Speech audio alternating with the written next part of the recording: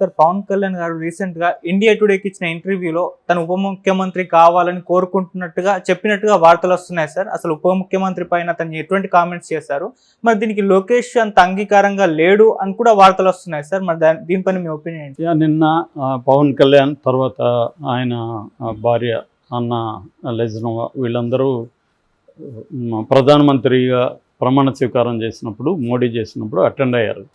ఆ సందర్భంగా India today reporter Pawan కళ్యాణ్తో ఒక చిన్న ఇంటర్వ్యూ చేశాడు. కానీ అక్కడ ఇతను అడిగిన ప్రశ్నలు కానీ ఆయన ఆన్సర్లు కానీ సరిగా వినబడట్లేదు. ఆ తర్వాత ఇతను వ్యాఖ్యానం చేశాడు. ఎవరు ఈ విలేకరి, ఈ రిపోర్టర్ ఏం చేశాడంటే పవన్ కళ్యాణ్ డిప్యూటీ చీఫ్ మినిస్టర్గా తీసుకోవడానికి సుముఖంగా ఉన్నాడు అనేది ఆయన చెప్పాడు. దాంతోపాటు కాసేపటి తర్వాత ఇండియా టుడే ఛానల్లో స్క్రోలింగ్లో కూడా అది వేశారు, పవన్ కళ్యాణ్ డిప్యూటీ సీఎంగా తీసుకోవడానికి రెడీగా ఉన్నాడని. మామూలుగా అయితే పవన్ కళ్యాణ్ ఇక్కడ మంగళగిరిలో తన అభ్యర్థి గెలిచిన ఎమ్మెల్యేలు ఎంపీలతో మాట్లాడుతూ ఆ టైంలో విలేకరులతో మాట్లాడినప్పుడు ఆయన ఏమన్నా అంటే, నాకు జనరల్గా మీరు హోమ్ తీసుకుంటారా అని అడుగుతున్నారు కొంతమంది, ఎందుకంటే మీ నాన్న పోలీసు, మీరు కూడా చాలాసార్లు పోలీసు డిపార్ట్మెంట్ నాకు చాలా ఇష్టం అన్నారు కదా అంటే, లేదు నాకు యాక్చువల్గా ఎన్విరాన్మెంట్ అన్నా, ప్రకృతి అన్నా, వ్యవసాయం అన్నా ఇవన్నీ ఇష్టము అనేది మాత్రం చెప్పాడు. దాన్ని బట్టి ఆల్రెడీ ఇక్కడ ఆయన farm house 8 acres farm house కూడా ఉంది. ఫామ్ హౌస్లో కూడా ఆయన అగ్రికల్చర్ కొంత చేయడం, తర్వాత పశువులను పెంచడం, తోటలు అవన్నీ కూడా ఆర్గానిక్ స్టైల్లోనే సేంద్రియ ఎరువులు అవి వేసి పెంచడం ఇవన్నీ చేస్తున్నాడు. తన చెట్లో కాసిన మామిడి పళ్ళు కూడా ఇతర హీరోలకి వాళ్ళకి పంపిస్తుంటాడని చెప్తారు. సో ఆ రకంగా తనకి వ్యవసాయం ఇష్టం కాబట్టి వ్యవసాయ శాఖ తీసుకునే అవకాశం ఉంది. యాక్చువల్గా సెంట్రల్లో కూడా వీళ్ళకి ఇద్దరున్నారు కాబట్టి ఎవరికో ఒకరికి మంత్రి పదవి వస్తుందని కూడా పుకార్లు వచ్చాయి.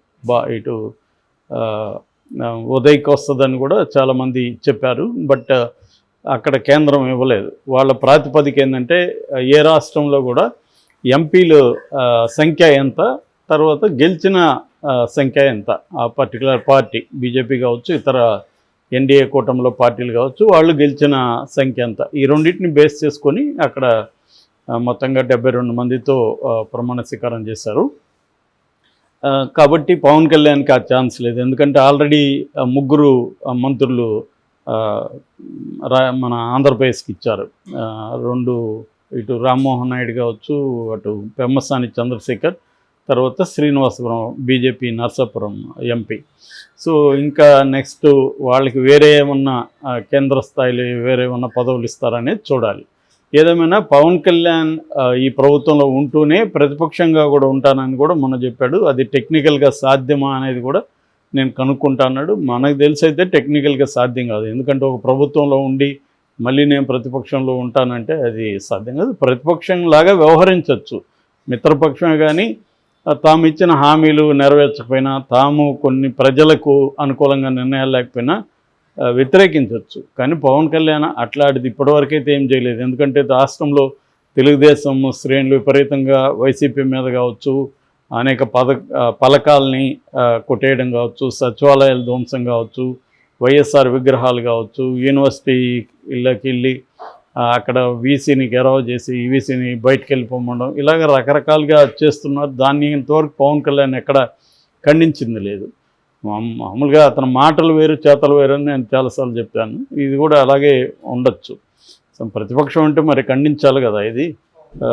సో ఎందుకంటే వీళ్ళు ప్రభుత్వం వచ్చింది దేనికి, తాము ఇచ్చిన హామీలు నెరవేర్చాలి. అట్లాగే అవకతవకలు జరుగుంటే దాన్ని ప్రాపర్గా చట్ట ప్రకారం ఖచ్చితంగా తీసుకోవచ్చు, తప్పేం లేదు. కానీ అట్లా కాకుండా వెళ్ళి విగ్రహాల ధ్వంసం కావచ్చు, మనుషుల మీద ఇండ్ల మీద దాడులు చేయడం కావచ్చు, ఖచ్చితంగా ఇదంతా కూడా ఖండించాల్సిందే. అది ఆయనేమి ఇప్పటివరకు ఖండించలేదు. నిజానికి వాళ్ళ వర్మ మీదనే జన సైనికులే దాడి చేశారు. దాని మీద కూడా ఇంతవరకు ఆయన ఏమి ఖండించలేదు. ఆగ్రహం వ్యక్తం చేశారని ఆంధ్రజ్యోతి రాశారు తప్ప ఆయన ఆగ్రహం వ్యక్తం చేసినట్టు మనకెక్కడా కనిపించలేదు. సో క్లియర్గా మామూలుగా అయితే ప్రతిదానికి ట్వీట్లు పెడతారు కదా వాళ్ళు, ఒక ట్వీట్ పడేయచ్చు కదా, జనసేన వాళ్ళు ఖండిస్తున్నాను నేను, అదేమీ లేదు. సో క్లియర్గా ఏంటంటే పవన్ కళ్యాణ్ ఇప్పుడు ఉప ముఖ్యమంత్రిగా మాత్రం ఉండాలనేది ఆయన కోరిక. యాక్చువల్గా ఆయన ఒకప్పుడు చూసుకున్నప్పుడు ముఖ్యమంత్రి నేను అవుతానని కూడా అన్నాడు. అది మా తర్వాత ఆయన మనసు మార్చుకున్నాడు.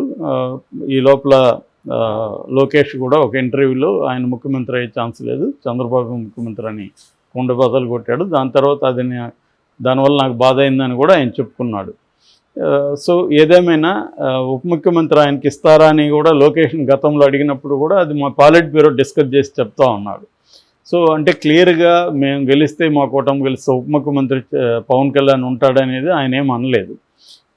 పాలిట్ బ్యూరోలో డిస్కస్ చేస్తూ ఉన్నారు. ఇప్పుడు కూడా ఈయనేమో ఈయన పాటికి నేను ఉప ముఖ్యమంత్రి అవుతా అంటున్నాడు. మరి లోకేష్కి ఇంట్రెస్ట్ ఉందా, లోకేష్ అడ్డుపడుతున్నాడు అనేది ఒక వార్త వస్తుంది. ఎందుకంటే ఉప ముఖ్యమంత్రి ఉంటే చాలా సమస్యలు పవన్ కళ్యాణ్ క్రియేట్ చేసే అవకాశం ఉంది. వీళ్ళు కొన్ని ఇప్పుడు ఏంటంటే ప్రధానంగా వీళ్ళ అజెండా, ముఖ్యంగా లోకేష్ అజెండా రివెంజ్ తీర్చుకోవడం. తమ మీద జగన్ ఏవేవి తెచ్చేసాడో అవన్నీ అంతకు 10 రెట్లు తిరిగి ఇచ్చేస్తానని ఎప్పటి నుంచో లోకేష్ చెప్తున్నాడు. నేను మూర్ఖుణ్ణి అనేది తనే అనౌన్స్ చేశాడు చాలాసార్లు. సో ఇప్పుడు దానికేమన్నా పవన్ కళ్యాణ్ అడ్డొస్తాడా ఇట్లాంటి విషయాలు. అట్లాగే గతంలో లోకేష్ ఆయన 3 శాఖలు తీసుకున్నా కూడా సకల శాఖ మంత్రిలాగా బిహేవ్ చేశాడు. ఇప్పుడు కూడా అలాగే చేయాలని తనుకుంటుంది. ఎందుకంటే మిత్రపక్షాల మద్దతుతో గవర్నమెంట్ ఫామ్ చేయలేదు, వీళ్ళకే 135 ఉంది. కాబట్టి ఇవాళ ఎవరి దయాదాక్షిణ్యాలు లోకేష్కో చంద్రబాబుకు అవసరం లేదు. కాకపోతే ఏమంటే మిత్ర ధర్మం ప్రకారం ప్రీ కోయిలేషన్ కాబట్టి వాళ్ళతో కూడా గవర్నమెంట్ని పంచుకున్న తమ ఆధిపత్యం ఉండాలనేది లోకేష్ కానీ చంద్రబాబు కానీ అనుకునే అవకాశం ఉంది. పైగా సెంట్రల్లో కూడా వాళ్ళకి బలం ఇప్పుడు పెరిగింది కాబట్టి. సో ఈ రకంగా తీసుకున్నప్పుడు పవన్ కళ్యాణ్కి లోకేష్కి మధ్య ఇప్పటివరకైతే ఏం కనిపించలేదు బయటకైతే. కానీ ఉప ముఖ్యమంత్రి ఇస్తే ఇబ్బంది అవుతుంది భవిష్యత్తులో. ఎందుకంటే మామూలుగా ఉప ముఖ్యమంత్రులు డమ్మీలుగా ఉంటారు ఎక్కడైనా. మనం జగన్ ప్రభుత్వంలో చూసాం, దాదాపు 5 మంది ఉప ముఖ్యమంత్రులు ఎవడు అంతకుముందు చంద్రబాబు పీరియడ్లో కూడా అంతే. అట్లాగే ఇక్కడ ఉప ముఖ్యమంత్రి ఎవరో కూడా ఎవరికి తెలియదు తెలంగాణలో కూడా గతంలో. ఇప్పుడున్న బట్టి కూడా ఆల్మోస్ట్ డమ్మీ తప్ప ఆయనకేమీ పెద్ద సే లేదు. సో ఇలాగ ఉప ముఖ్యమంత్రులు ఊరికే మామూలుగా 6,000 అంటుంటారు కదా, అలాగే 6,000 లాగా ఉండాలి తప్ప వాళ్ళు ఏమీ నిర్ణయాలు తీసుకునేది ఏమి ఉండదు. కానీ పవన్ కళ్యాణ్తో అలా ఉండకపోవచ్చు. పవన్ కళ్యాణ్ ఎందుకంటే ఆయన కరిష్మా ఉంది, ఆయనంటూ కొన్ని హామీలు ఇచ్చాడు. తర్వాత తను ఉమ్మడిగా కొన్ని హామీలు ఇచ్చారు, అవన్నీ నెరవేర్చేట్టుగా చూస్తానని చెప్తా ఉన్నాడు. అట్లాగే ఎక్కడైనా ప్రజల ఇష్యూస్ వచ్చినప్పుడు తను ప్రజల వైపు వెళ్ళి నిలబడి మాట్లాడడం ఇవన్నీ అతనికి అలవాటు ఉంది. మరి అటువంటి ఇష్యూల్లో ఏమన్నా ఇబ్బంది అవుతుంది. అట్లాగే లోకేష్ సకల శాఖ మంత్రిగా బిహేవ్ చేయాలంటే కూడా ఇబ్బంది అవుతుంది. ఎందుకంటే పవన్ కళ్యాణ్ అండ్ జనసేన కొంతమంది మంత్రులను ఇవ్వాల్సి వస్తుంది. వాళ్ళ మీద లోకేష్ పెత్తనం చేస్తే వాళ్ళు ఊరుకుంటారా అనేది ఒక ఇష్యూ అవుతుంది. మామూలుగా బీజేపీలో అయితే బీజేపీలో తన మనుషులే ప్రధానంగా ఉన్నారు కాబట్టి వాళ్ళకే మంత్రి పదవులు ఇచ్చినా చంద్రబాబు పెద్ద ఇబ్బంది ఉండదు, వాళ్ళు తన కంట్రోల్లో ఉంటుంది. సుజనా చౌదరి కావచ్చు, ఇంకో కామినేని కావచ్చు. కామినేని గతంలో కూడా మంత్రిగా ఉన్నాడు, ఈయనే పంపించాడు. తెలుగుదేశంలోకి చేర్పించింది చంద్రబాబు. ఇంకెట్లా సుజనా చౌదరి చంద్రబాబు మనిషి. అలాగే బీజేపీలో తన మనుషులు ఉండరు కాబట్టి వాళ్ళకి మంత్రి పదవులు ఇస్తే తన కంట్రోల్లో ఉంటారు. కానీ మన పవన్ కళ్యాణ్ కావచ్చు, జనసేన తరపున కావచ్చు ఉంటారా? ఎందుకంటే ఆల్రెడీ తెలుగుదేశం జనసేనల్లో గొడవలు మొదలైనాయి. ఎప్పుడైనా కూడా పవర్ రాకముందు అంత బాగానే ఉండొచ్చు, కానీ పవర్ వచ్చినాక మా వల్ల కూడా మీరు గెలిచారనేది జనసేనకు ఉంటుంది. మీ వల్ల మాకేంది, మాకు ఆల్రెడీ 135 వచ్చాయి, మా వల్లనే మీకు పవన్ కళ్యాణ్కి ఇన్ని సీట్లు వచ్చాయి, లేకపోతే అసలు పవన్ కళ్యాణ్ తను కూడా ఓడిపోయింది, ఓటు పవన్ కళ్యాణ్ గెలిపించిందే మా వర్మ అని వాళ్ళకి ఉంటుంది, తెలుగుదేశం వాళ్ళకి. సో ఇలా ఉన్నప్పుడు ఖచ్చితంగా ఇబ్బందులు వచ్చే అవకాశం అయితే ఉంది. మరి దీన్ని పవన్ కళ్యాణ్ లోకేష్ ఎలా చూస్తారు, దీన్ని చంద్రబాబు ఎలా లోకేష్ని కంట్రోల్ చేస్తాడా? ఎందుకంటే గతం ఎన్నికలయ్యే వరకు లోకేష్ని చాలా బ్రహ్మాండంగా కంట్రోల్ చేశాడు చంద్రబాబు. ఎక్కడ లోకేష్ని బయట ఫోకస్ చేయకుండా ఓన్లీ పవన్ కళ్యాణ్నే చేసుకుంటూ వెళ్ళాడు. దానికి ప్రధాన కారణం ఏంటంటే ఓట్ షేర్. పవన్ కళ్యాణ్ జనసేన అభిమానులు ఎవరు కూడా హర్ట్ అవ్వకుండా వాళ్ళ ఈగోని సాటిస్ఫై చేశాడు చంద్రబాబు. మరి ఇప్పుడు అది అవసరం లేదు చంద్రబాబుకి, ఇంకొక 5 ఏళ్ళ వరకు అవసరం లేదు.